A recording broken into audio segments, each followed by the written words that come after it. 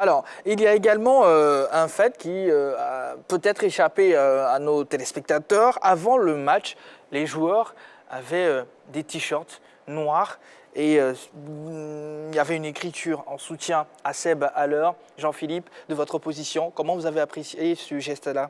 C'est un geste de solidarité à l'égard d'un des leurs qui a vécu quand même une épreuve assez terrible. Je préfère parler de ça au passé. Pour juguler un tout petit peu, je ne vais pas parler du mauvais sort, mais lui apporter des ondes positives pour qu'il puisse totalement guérir. Les informations que j'ai pu avoir concernant Sébastien Haller sont très bonnes. Voilà, concernant son état de santé, son club et ses médecins se réjouissent qu'il se remette parfaitement bien du traitement qu'il est en train de suivre, sans divulguer quelques informations secrètes de son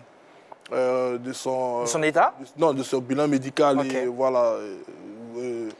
Il m'a été signifié simplement que si tout s'est passé bien, normalement, en janvier, il devrait reprendre la compétition avec la formation du Borussia Dortmund. Donc c'est une excellente nouvelle quand on sait que la prochaine fenêtre internationale des éléphants est prévue pour le mois de mars et que la Côte d'Ivoire a hâte de retrouver son goléador. Donc voilà, c'est un garçon qui a un courage à toute épreuve.